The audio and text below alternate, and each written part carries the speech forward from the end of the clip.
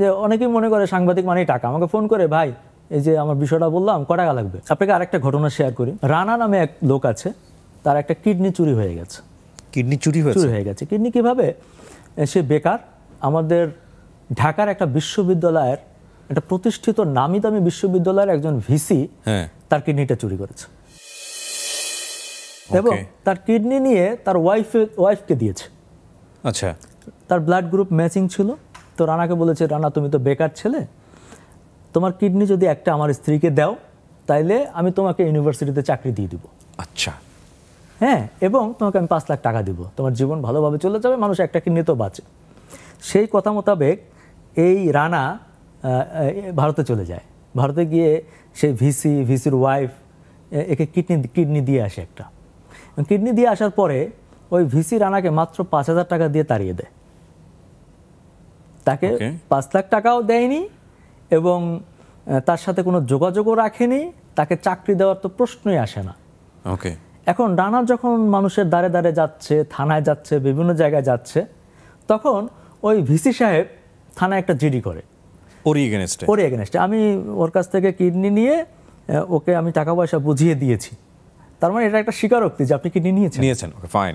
এটাই তো একটা বিশাল ফল। এটা আমার কাছে চলে এসেছে। জীবনের সাথে চলে নিশ্চিন্তে খান স্বাস্থ্যকর অল টাইম পান, অল টাইম হেলদি লাইফ। তো সে কিন্তু স্বীকার করলো যে সে কিডনি নিয়েছে। কিডনি নেওয়া এবং দেওয়া দুটোই দণ্ডনীয় অপরাধ। হ্যাঁ, তো সেই কিডনি নিয়ে সে তার স্ত্রীকে লাগিয়ে দিয়ে, সে যথেষ্ট ধনী, ঢাকাতে তার বাড়ি আছে, তার ছেলেমেয়েরা কানাডাতে পড়াশোনা করে, কিন্তু এই ছেলেটাকে 1টি টাকা দেয় না।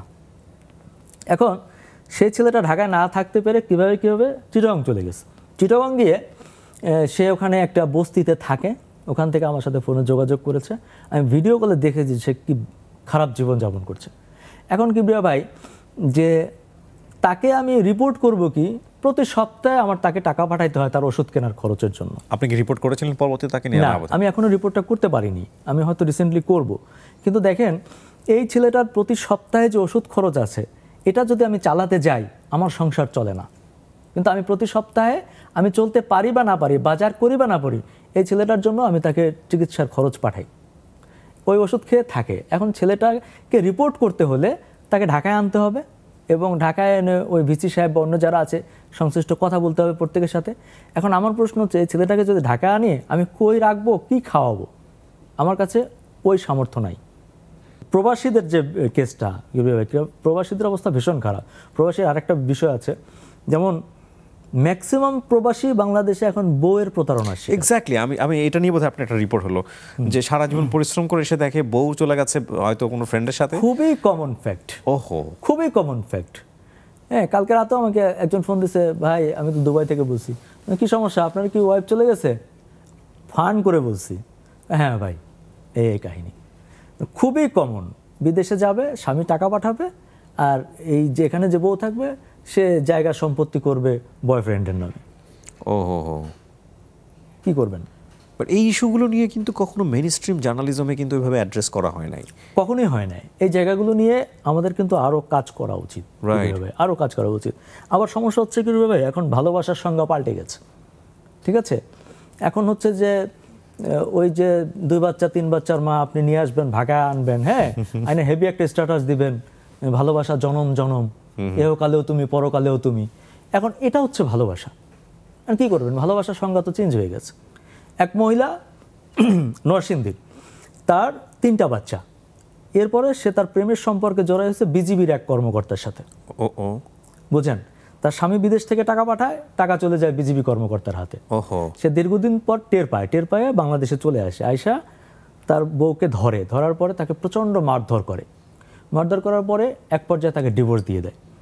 সে ডিভোর্স পাওয়ার পরে ওই বিজিবি কর্মকর্তার ঘরে চলে যায়, বাসায় চলে যায়, সেখান থেকেও মারধর করে। এরপর মারধর করার পর সে বিজিবি কুড়িগ্রাম না কোথায় অফিস, তার যেখানে অফিসে চলে যায়। অফিসে যাওয়ার পর অফিসের লোকজনও তাকে মারধর করে বের করে দিচ্ছে।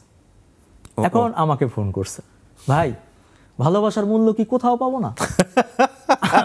আমি তাকে ভালোবাসলাম, আমার 3টা বাচ্চা রাইখা আমি তার প্রেমে পড়লাম, ভালোবাসলাম, টাকা দিলাম, পয়সা দিলাম, সে আমাকে দিনের পর দিন আমাকে ভোগ করছে, আমরা স্বামী স্ত্রীর মতো থাকছি।